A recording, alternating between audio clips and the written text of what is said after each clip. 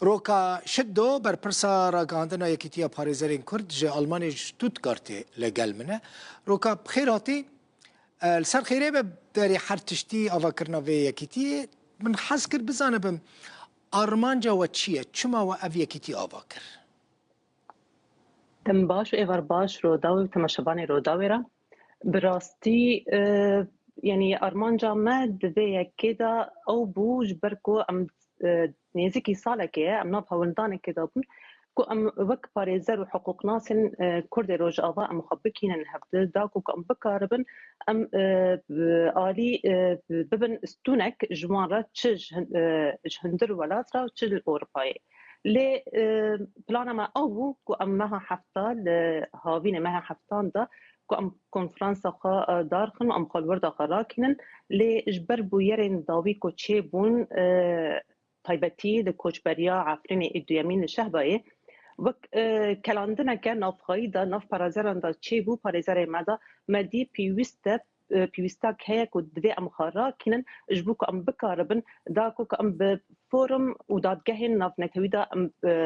ورن دیار کرن و که ام بکاربن کار خوب فرمی بکن.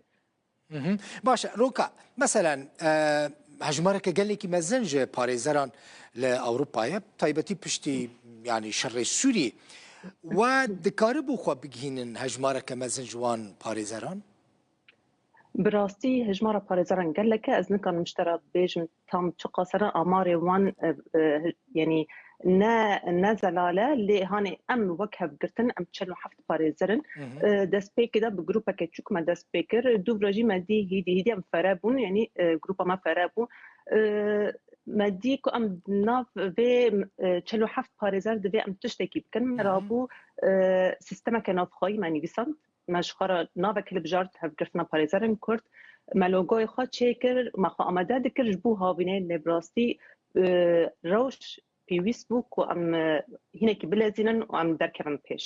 Baş e. Hûnê karê xwe tenê li Almanya bikin yan jî hûnê ji Almanya derkevin Ewropa welatên diniyên Ewropa? Bi rastî endamê me ne tenê li Almanyanin 47 parêzer giraniya xwe rast li Almanyê ne 65 ji sedî li Almanyê ne 10 ji sedî li Swêdê ne 8 sedî Denîmarkê ne û êdin jî li Brîtanya û Amerîka Belçîka û Hollanda belavin yani tê watê ku mena xwe em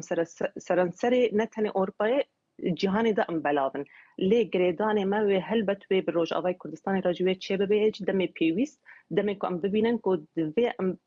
bikevin dewrê em alîkariya wan bikin wê ev pirda navbera me de wê hebe. Baş e. Mesela bin pêkirin hene li Rojavayê Kurdistanê bi taybetî li Efrînê li Serêkanî êriş têne ser Kobanî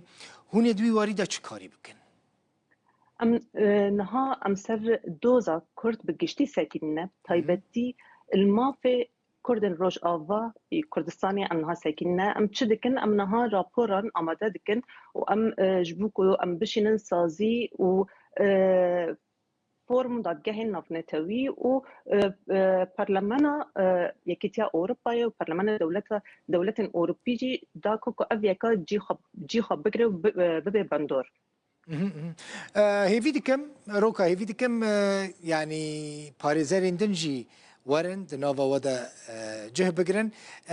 min destpêkê got ez texmîn dikim hûn ne tenê ên Rojavayê Kurdistanê ne yên din jî di nava we de hene meselen yanî beşên din ên Kurdistanê eger tune bin hûn difikirin berfereh bikin wan jî tevlî xwe bikin Bi rastî niha em tenê ê Rojavayê Kurdistanê ne lê demê me navê xwe me lê kir hevgirtina parêzerên Kurd ew me nekire hevgirtinên parêzerên Rojava ew deriya me vekir ji bo her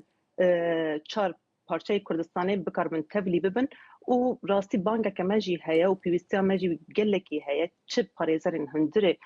welat dabin çi jî hanê taybetî xwendekar parêzerên hanê li Ewropa yanî xwendine ku xwe bigînin me ji ber ku pîwîstiya me bi wan heye alî teknîkî heye alî yasayê Ewropî heye navnetewî heye û alî ziman jî heye ji ber ku zimanê besît û zimanê qanûnî ji hevdil gelekî cuda ye. Belê gelek spas Roka şiddo ber pirsa ragandina yekîtiya parêzerên Kurd ji Almanya ji bajarê Stuttgart.